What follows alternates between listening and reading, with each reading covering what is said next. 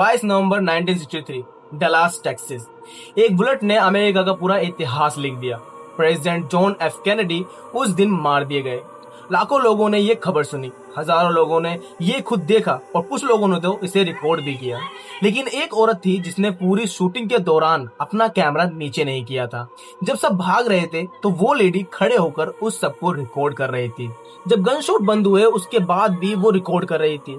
जब secret service ने सबको रोका, वो गायब हो गई, सिर्फ एक निशानी छोड़कर। एफबीआई ने ढूंढा, सीआईए ने ढूंढा, वारन कमीशन ने भी उसे ढूंढा, लेकिन आज तक उसका कोई भी पता नहीं चला। वो कहाँ गायब हो गई, वो कौन थी, कुछ भी पता नहीं चला किसी को भी। बस दुनिया में वो एक मिस्ट्री छोड़ के चली गई। उसे बस एक नाम से जाना जाता है, babushka lady. JFK assassination history का सबसे ज्यादा इन्वेस्टिगेटेड क्राइम, 10 से ज्यादा official government investigators, million of pages of declassified documents, हजारों विटनेस और 100 ऑफ थ्योरीज। और फिर भी आज 60 साल बाद भी सच्ची कहानी किसी को नहीं पता।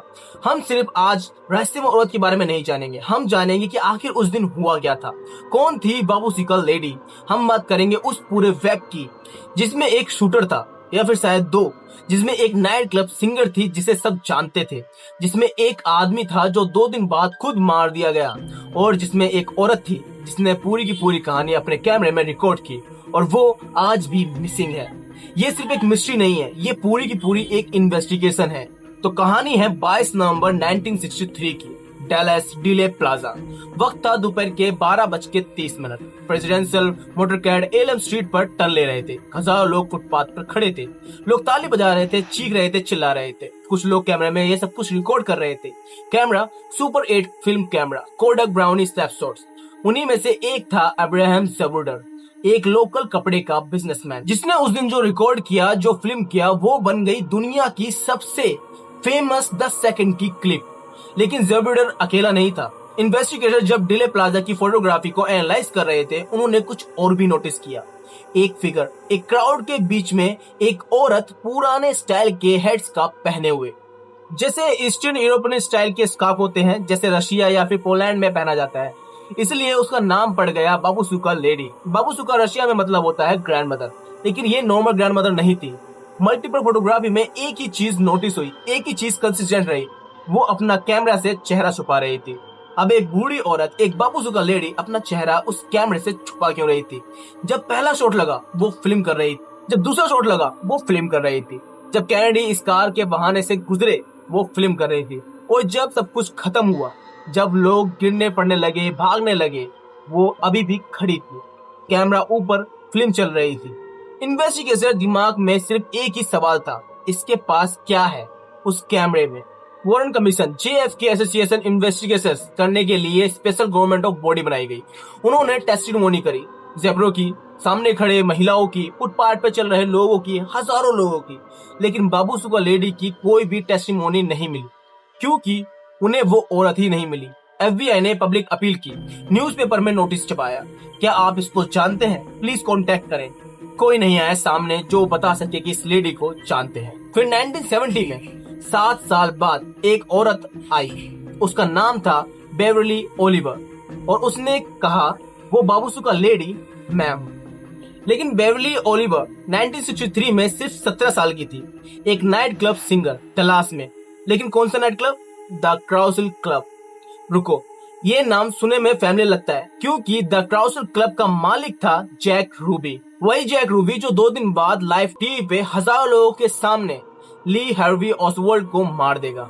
वही ऑसवाल्ड जिस पर एक जेएफके को मारने का इल्जाम था। बेवरली ओलिवर ने क्लेम किया वो जैक रूबी के पर्सनली जानती थी, रेगुलरली उसके क्लब में जाती थी, और फिर उसने एक और बॉम्ब गिरा दिया। बेवरली ने कहा जैक रूबी ने एक बार मुझे एक बंदा इंट्रोड्यूस कराया था, उसने बोला था कि Beverly meet my friend Lee Harvey Oswald. अब सोचिए, एक 17 साल की लड़की जो जेएफके एसोसिएशन वाली जगह पे थी, सब कुछ फिल्म कर रही थी, जैक रूबी को पर्सनली जानती थी, और ली हार्वी ऑसवाल्ड से पर्सनली उसे मिलाया गया था। ये तो बेवरली दुनिया की सबसे बड़ी कोइंसिडेंस था, या फिर कुछ बहुत बड़ा छुपाया जा रहा था। लेकिन इन्वेस्टिगेटर ने बेवरली के जवाब को एक के बाद एक एनालाइज किया। चीजों ने मिसमैच करना शुरू कर दिया। सबसे पहले आया कैमरा। बेवर्ली ने कहा था कि वो जिस कैमरे से फिल्म कर रही थी वो था यशिका सुपर 8, लेकिन यशिका सुपर 8 1964 में मार्केट में आया। 1963 में वो एग्जिस्ट ही नहीं करता था। जब बेवर्ली से इसका जवाब पूछा गया तो बेवर्ली ने कहा कि शायद मुझे मॉडल नंबर सही से याद नहीं है। अब यहाँ आती है दूसरी प्रॉब्लम, एज अपीयरेंस। बेवर्ली ने कहा कि वो जब फिल्म कर रही थी वो 17 साल की थी, एक यंग सिंगर, लेकिन फोटोग्राफ में साफ साफ दिख रहा था बबूसुका लेडी 40 से 60 साल के बीच की एक औरत है, वो 17 साल की जवान लड़की नहीं, क्योंकि उसका नाम ही बबूसुका लेडी पड़ा था, जिसका मतलब ही होता है ग्रैंड मदर। अब जवान लड़की को कोई भी बबूसुका लेडी नाम क्यों देगा।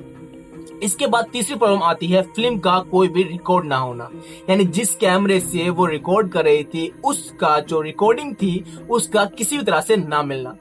बेवर्ली ने इसका जवाब दिया कि गवर्नमेंट के कुछ एजेंट्स आए और उससे वो फिल्म लेके चले गए, उसे कोई रिसीप्ट नहीं दी, किसी एजेंट का नाम नहीं बताया, कोई FBI रिकॉर्ड नहीं दिया। उस फिल्म का नाम तो इस तरह से मिट गया जैसे कि वो कभी एग्जिस्ट नहीं करती थी। तो बेवर्ली का सच क्या था, और सबसे बड़ा सवाल कि बेवर्ली आखिर बबूसुका लेडी क्यों बन रही थी, अपने आप को क्यों कह रही थी, वो क्लासिकल क्लब्स का क्या कनेक्शन था, तो जैक रूबी और ऑसवर्ल्ड का क्या कनेक्शन था, क्या बेवर्ली किसी बड़ी चीज की तरफ इशारा कर रही थी गलत डिटेल बताकर, या खुद वो इस वेब का हिस्सा थी।